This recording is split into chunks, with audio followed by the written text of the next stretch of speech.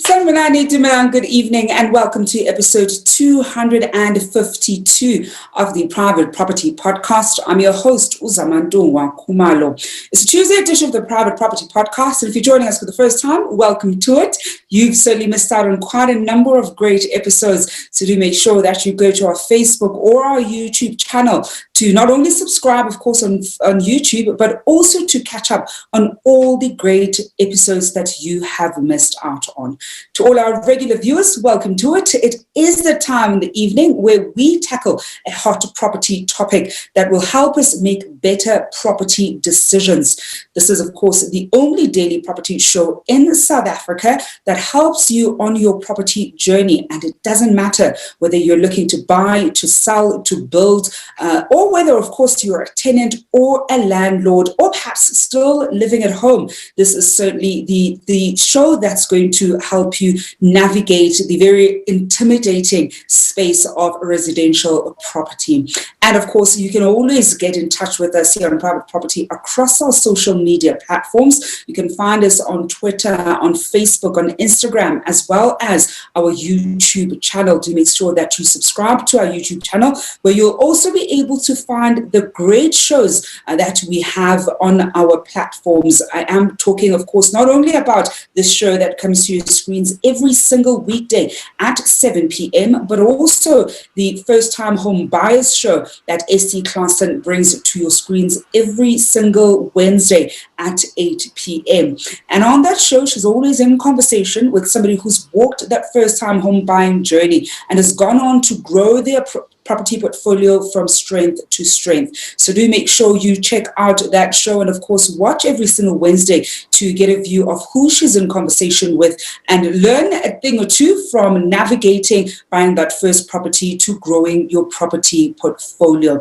And I see that on the screen, you can already see the thriving investor and how they navigated their passion for property. And that is, of course, who you can look forward to tomorrow evening at 8 p.m. on the First Time Home Buyers show. And as it is a Tuesday, award-winning farmer Umbali Nwogo will be bringing you the Farming Podcast, and that also comes to your screens every Thursday, as well as, of course, this evening at 8 p.m. So for all of your agricultural needs and all things relating to agriculture, that certainly is the show that you want to tune into. I know this evening she's got a panel discussion. She'll be in conversation with two guests, and they'll, of course, be tackling a hot agricultural topic. And so if you've got any interest in that sphere, doesn't matter where in the agricultural value chain you have an interest in, that is the show you want to make sure you are tuned into. And every Mondays and Fridays, Chad brings you the Home Shoppers Show for you to have a snapshot of some of the great properties that you can find on our website, www.privateproperty.co.za.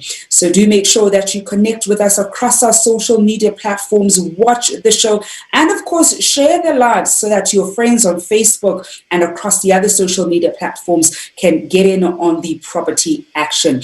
I always say we want to make this property circle bigger and bigger. You can follow myself on Twitter as well as on Instagram at Zamantungwa_K. Well, this evening we're continuing with the theme of living in sectional title communities. I keep saying this every time we have a topic around it, because in as much as I've just gotten out of living in a sectional title community, I'm still very invested in sectional title communities. In fact, the majority of my portfolio sits in sectional title communities. And so understanding the sectional title community, I'll say from buying into one, selling into one, living into one, managing tenants, of course, who are going to be living into one becomes such an important skill to be able to have as a homeowner, but also as a property investor. And this evening, we're going to be looking at understanding conveyancing transfers in sectional title schemes. And to help us better understand how it's different from, doing a transfer of a freestanding property, some of the things that you need to consider when you're looking at buying, or even when you're looking at selling, some of the additional costs that you may potentially incur. We're joined this evening by Nicci Messina, who's a director at Biccari, Bollo, Mariano Incorporated. Nicci, good evening, and thank you so much for joining us on the show. Good evening, and thank you for inviting me. It's only a pleasure, Nicci. And I think, one of the big things, and I always keep saying this to viewers at home, is that when we talk about sectional title schemes or sectional title living, it's been happening obviously for quite a long time, but it's become a very huge trend in South Africa, with so many of us obviously living in urban areas and no longer going to be living in, freestanding houses. Increasingly, a lot of first-time home buyers would be buying into a, sectional title scheme of some or other sort. And so understanding the process, and certainly for purposes of this evening's conversation, the conveyancing process becomes so important. Perhaps take us through, Nicci, the difference in the conveyancing process when it comes to, let's look at the sell side first, when it comes to selling, a sectional title or a property in a sectional title community versus a freehold property. So the actual process itself, the conveyancing process, what I need to do to get it registered into your name, is very similar, both, whether it's a freehold property or a sectional title. It's exactly the same process. The difference comes in where there are certain things and additional steps that take place with sectional title, and more importantly, with what is contained in the offer to purchase. That is very, very important. So your steps are the same in terms of your offer to purchase will go to a conveyancer. The conveyancer will then get the title deeds, the guarantee requirements from the seller's bank, if there is one, and proceed to make sure that everything is in order financially and so forth. I think the only extra step, perhaps, if I could call it that, would be that in addition to getting rates clearance certificates and rates clearance figures, we now would need to get levy clearances. So that would be an additional step. However, I'm sure your listeners and everyone who's in on this podcast will also know that you get cluster developments. And in the cluster development, there are also levies there. And cluster developments are not sectional title. Those are freehold. So I do want to just make sure that we differentiate between a cluster development, which is freehold, and a sectional title development. In both situations, as I mentioned, you will again need a levy clearance, which is your added step. Other than that, the steps are the same. What we then need to look at is what's contained in the offer to purchase and certain things that need to be told to the purchaser and explained to the purchaser. And I find that that is often lacking. That is where the mistake happens. And then once it gets to an attorney's desk, that's when we get a delay, because now we need to go back and look and check things. So if a seller is prepared when he sells his sectional title unit and a purchaser knows exactly what to ask, these delays can be avoided. And Nicci, maybe let's go into the questions that the buyer should be asking, because I know one of the things that happened, and viewers at home know about this one. The first time I bought property, I had bought two properties simultaneously, and I initially was quite confused when it came to the attorneys handling the matter, and it was because I thought each property would only have one attorney handling it as opposed to two, and obviously both of them were getting bonded. And so by the time I got the third and the fourth invoice, part of me thought I was getting scammed. But one of the things that I also picked up, and this speaks directly to the offer to purchase that you're making reference to, is how I remember even having a telephone conversation with one of the conveyancers who was essentially, actually wasn't a telephone conversation, it was an email correspondence from the one to, I think, the agent, and they were essentially asking about the parking spot and ensuring that the property includes the exclusive use of the parking spot. And I remember just thinking, oh, okay, so that's actually something that also needs to be explicitly stated. And in that particular, property, that unit does have a parking spot and it has its unit number there and it is for exclusive use. But obviously, as of somebody who was buying that property for the first time, that was something that I wasn't aware of. Of course, now retrospectively, I understand the importance of things like that, especially because of some of the drama we tend to find with parking in sectional title communities in their entirety. So what are some of the questions should a buyer be asking that can potentially make this process smoother, and so that they also are aware of what they're about to potentially buy into? Yes, thank you. That is probably the most important question. And I always say knowledge is power. The more knowledge you have, the better for you in the long run. So just before I go through all these tips, let me just point out a few things, and which is good to know, is that in all your sales, the common law and the practice has been that a seller will appoint the attorney. And so that's why with you, if you had bought two properties from different sellers, those sellers would have appointed two different transferring attorneys. And in the whole process, you will usually get three role players. You'll get a transferring attorney who will do the transfer. You will get a bond attorney who will do the registration of the new bond. And then you will get a bond cancellation attorney who will be cancelling the seller's bond. And it's not often that all three of those roles will be undertaken by the same attorneys. And that is why often you'll find that the parties involved, especially the purchaser, suddenly gets a shock when they get all these bills. So that's a great thing to have pointed out.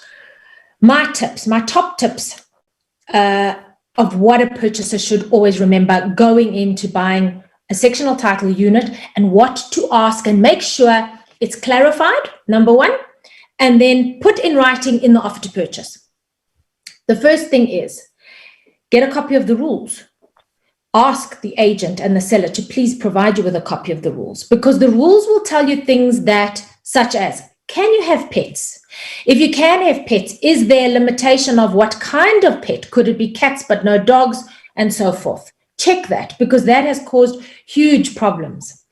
I would then also ask the seller and the manager, or the seller or the estate agent, for the last AGM minutes. Why is that important? That AGM, if you read those minutes, you will see if there are any issues currently that the scheme is dealing with. Maybe there's some litigation issues and so forth. And simultaneously with that, I'd ask them for the latest financials. Again, that's important, because if this scheme has a huge debt, such as a big debt with a municipality, which has happened quite a few times, that could mean there's a danger that a special levy will be imposed on you as a new owner. And that a special levy is a levy over and above your normal levy that has to be paid. And that can, some of those special levies can really be very high and harsh if you're not prepared for them. And then, so that would be, so just to repeat, it's the rules, get a copy of the AGM minutes, a copy of the financials, ask the seller and the estate agent what the current levies are so that you're aware of them. And also ask the seller to please confirm whether there are any special levies in place. Usually those would be for things like I mentioned, if there's a big debt to the municipality, if they are repainting the whole of the body corporate, that's a huge expense. If there are, maybe there's a lot of damage on the common property or upkeep and maintenance, again, that could be a special levy that's been imposed on the owners. And then the last thing is the exclusive use areas. So here is where we have a lot of pitfalls and a lot of not problems that can't be overcome. They can be overcome, but they can cause delays. So exclusive use areas, there are two types of exclusive use areas. The one exclusive use area, they call it the blue chip exclusive use area. That is where you get a title deed for that exclusive use area. It belongs to you. It is linked to your section, and unless you sell it to another owner in the scheme, it will always be linked to that section, and you will see it on a piece of paper. You can even bond it because it's an asset. However, you can also have an exclusive use area which is created in terms of the rules. Once again, that exclusive use area is exactly what it says. It's your exclusive use that is given to you. That parking bay, could be a garden, it could be a garage.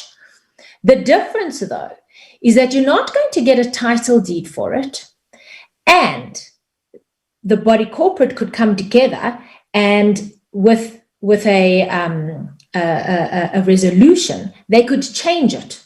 they could say, well, actually, Section 1 doesn't need parking bay 10 anymore. We think that it should be shifted, and now we're going to give parking bay number 8 to Section 1. So that exclusive use area, that parking bay, for example, could be changed and taken away from you. And that's the difference between those two exclusive use areas. And what I find is when I get the offer to purchase will say, there's an exclusive use area, it's a storeroom, a garage, and a parking bay. But I have to then check, what kind of an exclusive use area is it? Is it one that there's a blue chip one and there's a title deed, or is it one that's created in terms of the rules? And we have to get confirmation from the body corporate or the managing agent to confirm those things. So, yeah. I'm this evening in conversation with Nicci, Messina, and we're looking at understanding the conveyancing and transfers when it comes to sectional title schemes. We are taking your questions and comments at home as we better understand this process, and also things you need to be looking out for when you are buying into a sectional title community. And of course, in the event where you're also selling, because I also know that there are people who've bought into sectional title communities and now looking to exit them because they probably weren't aware of some of the things that we're covering right this evening on the show. And after having stayed there for more often than not a fairly short period of time, then of course they want to exit it. I was saying to Nicci off air that I actually was speaking to a friend earlier today who was saying that they were living in a complex and they sold their house because of the many issues that they had with one. It was their first time living in a sectional title community, and all the different things essentially that go into living into a sectional title community ended up coming into play, and it just got a bit too much for them. Now, to go to your questions and comments, we've got one from one of our regular viewers at home, Martha Shinange, asking, can you get the rules when you are buying off plan? Sorry, say again, can you? Can you get the rules, so the rules of the sectional title when you are buying off plan? Yes, absolutely. And you should ask the agent or whoever's selling it, it could also be the developer themselves, to please provide you with a copy of the rules that they intend to register when the scheme is opened and registered at the deeds office. Because when that scheme is opened, those rules must be registered. So absolutely, I would ask for it in that situation. And we've got another question here coming through from, let's take the one from Intombium Zulule on Facebook saying, I bought an apartment from a developer. I no longer like it and have been staying and paying the bond installment for only 13 months. Can I sell it? Absolutely. I am assuming if you are paying the bond, that it's registered in your name. And then, of course, you can sell it. Nothing stops you. You can sell your property whenever you want to. You can sell it the month after it's registered in your name. And I think the big thing there with that question, Nicci, is that more often than not, first-time home buyers tend to not know that from the moment you've taken on, a property, whether it's bonded or you were able to buy it cash, but particularly the ones that are bonded, you're able to sell it at any point as long as you can afford it. And when I say as long as you can afford it, of course, there are also costs associated with selling. When it's a bonded property, you must give your bank, a notice so that you also don't get charged penalties. I know that during this period, a number of the banks have relaxed that rule. So in the event where you're selling your property, even when you don't give that 90-day notice, they typically don't charge you the penalty fee that they would in the event when you don't notify them. But I think still notify them. I think it's good practice to just get into when you're going to be selling a bonded property. But different banks, as I was saying, are approaching, particularly this COVID period, where they're seeing some of their clients wanting to dispose of their asset because perhaps they're struggling. They're all handling that very differently. Now, I think Nicci, negotiable. Exactly. Yeah. And I think, Nicci, one of the big things with this period is the bank understands that if you're even proactively selling right now, you want to make sure that you don't get to a a time when you're unable to service that particular, debt. So they're more likely just not going to even charge that penalty. But, I think it's always just good practice to still notify them, especially once you know. It's something else, of course, if viewers at home were not aware and they already started that process. Absolutely. But just as a tip or as an aside, because I must be honest, I have been seeing it still coming up, that penalty interest clause. And a lot of the time, you know what, you can manage it. If you forget, which a lot of us do, you forget to advise the bank, you can actually just delay the transfer and wait for that 90 days to expire. Ask for new bond cancellation figures, and then you'll find that penalties come off after the 90 days. So you can manage the situation if you can't come to a resolution with the bank itself. We've got a really great question here from Nicci Chabela on Facebook that's asking, do sellers pay in advance for their levies like they do with their rates and taxes when transfers of a property is affected? So yes, they do, but it's not in the same amount. So with the rates clearance certificate, you get you're paying for 120 days in advance. The seller pays for that cost, and then any refund gets paid back to the seller. With regards to levies, we don't really have to get the levy figures so far in advance, because with managing agents and being levies, there are a lot more on the ball. I mean, I can contact a managing agent today and I will have the levy figures within maybe maximum 2 days. So usually you pay in advance approximately about a month. Some bodies corporate ask for 2 months in advance. And then again, it is the seller's expense to pay out, but then the seller is the one that will get the refund.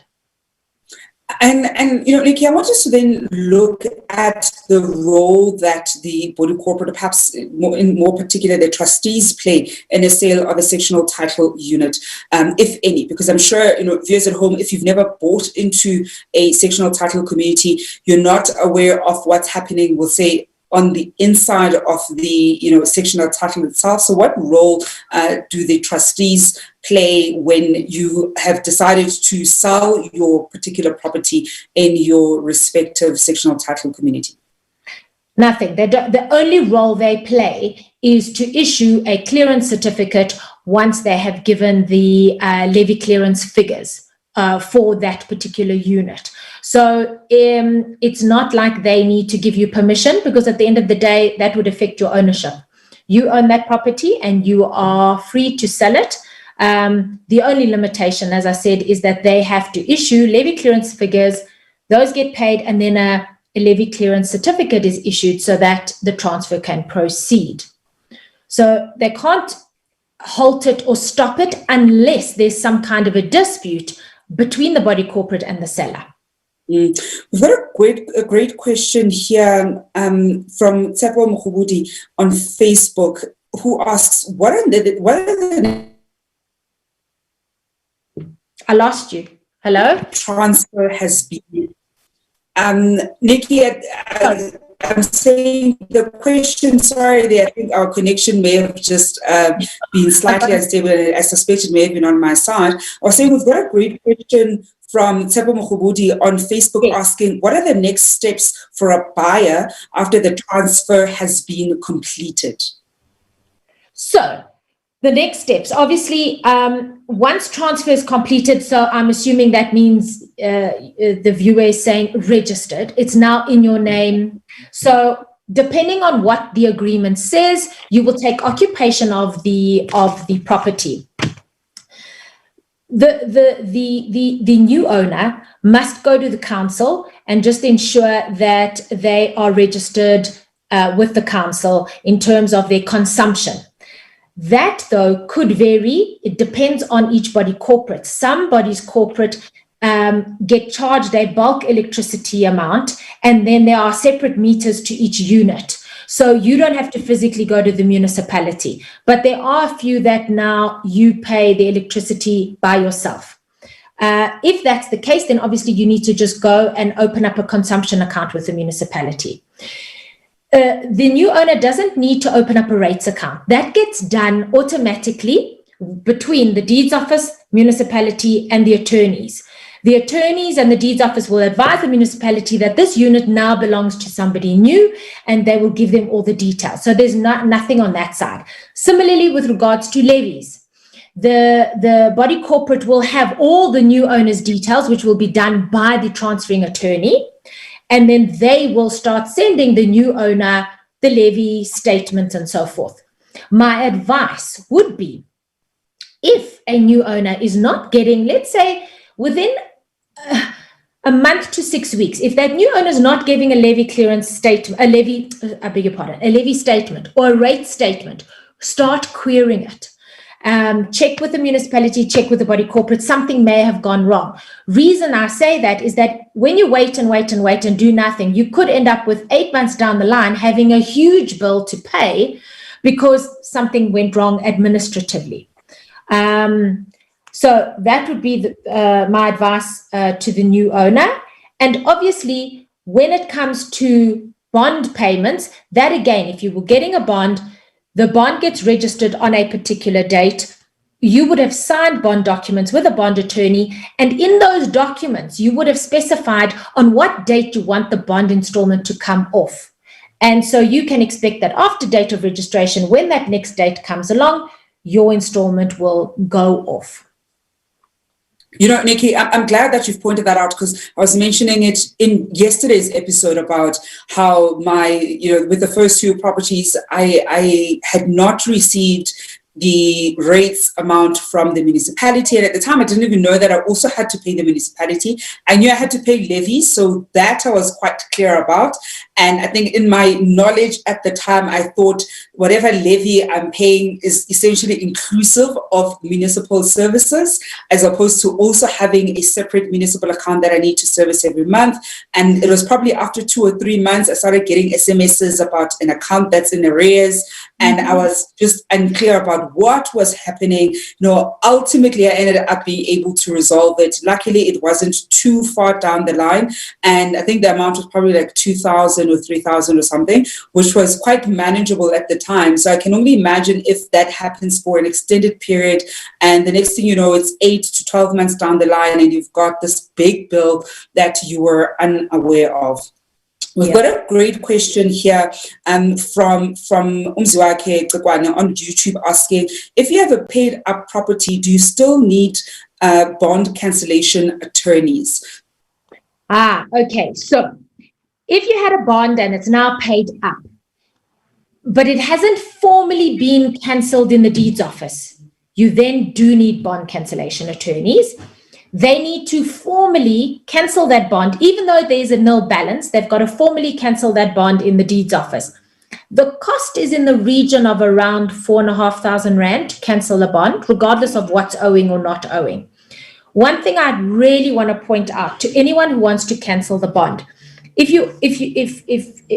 you've taken out a bond, you will know that there's always an insurance there, which covers the replacement of that unit in the event of a fire and so forth. In sectional title, you're safe. And I say safe because your levies, a portion of your levies goes towards the body corporate insurance for the whole body corporate. But just to remember, if you ever cancel your bond and it's not a sectional title, make sure you've got insurance. I've had 2 clients who canceled their bonds, forgot about insurance, and their houses burnt down. And that's it. Oh my God, Nicci. Oh, yes. I mean, imagine, you've now paid it up, right? You've probably been paying, let's say, for the past 15 or so years. I can't imagine how many hundreds and thousands would have essentially gone into servicing that debt and the related interest. And then to forget something like insurance, rather be overinsured for a few months than to be underinsured, because the cost of not being adequately insured is far too much for many of us to be able to actually afford. And so do make sure that you consult. And in the event where you don't have insurance, especially for your freehold property, get insurance before cancelling your bond, because you definitely do not want to get yourself in that situation. I'm going to squeeze in this last question before we wrap up, Nicci. This one is coming from Kemo Kimele on Facebook, who says, I sold a property sometime last year and had paid the levies to date when the property was registered. However, when the managing agent issued the account to the transferring attorneys, I was 2 months in arrears. It's been over 10 months now, and the managing agent has not refunded my money.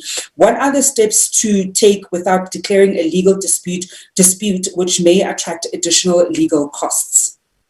So why I would recommend that the viewer approaches the ombud, the sectional title ombud, and discusses it there, because at least that is not going to incur any legal costs. And hopefully the ombud can get involved with the body corporate and try and resolve this.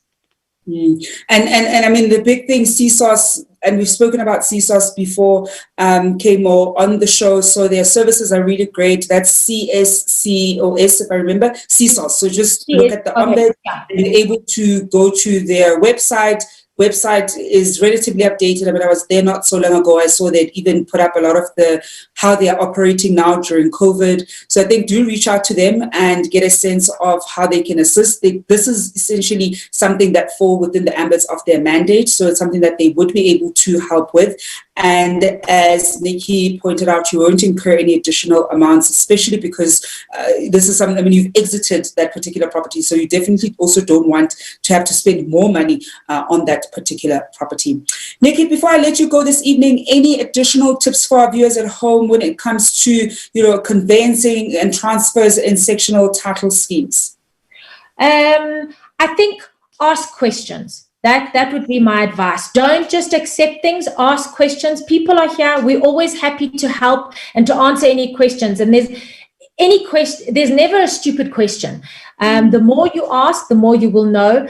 And if you're not sure about something, don't be forced or bullied into anything. If you're not happy with something, make sure you find out, for instance, in a unit, if you're purchasing it, if there's anything that you don't like or not happy with, or you come to any kind of an agreement with the seller as to what will be done or what should be done, please put it in writing. I can't tell you how many people say to me, oh, I agreed with the agent and the seller, or the seller says the similar thing with the purchaser, but it's not in writing. And please understand that the attorneys cannot enforce anything if it's not in writing, because then I can't prove it. So my advice is, whatever you want, just make sure it's in writing. And that's a great place to leave it at, Nicci. Ask as many questions. There's no such thing as a stupid question, especially in property, because more often than not, that is a question that's going to save you time or save you money. So don't be scared of asking it. It doesn't matter how small the question is. Ask anyway. Chances are, and it's even on this show, because chances are there's also somebody else who didn't know the answer and wanted to know the answer to that question. So never be scared of asking those questions, and always have things in writing. You don't just want to agree verbally or with an agent, but you also want to make sure that it is included in the offer to purchase, so that your conveyancer can make sure that it is carried through. Well, Nicci, thank you so much for joining us this evening. It has been a pleasure to have you on the show. Thank you very much, Amatungwa. Thank you so much. I appreciate the opportunity to just chat and just get the information out there. It's only a pleasure. I'm definitely going to be inviting Nicci again on the show, and that is Nicci Messina, who is a director at Biccari, Bollo, Mariano Incorporated. Well, that's the wrap of this evening's show here on the Private Property Podcast with myself, Uzamantungwa Khumalo. Has been a pleasure to be with you. Of course, I am not leaving you alone. You can catch the Farming Podcast with Umbali Nogo at 8 p.m. I'll be back on your screens tomorrow evening at 7 p.m. Until then, hoping you're staying home and staying safe.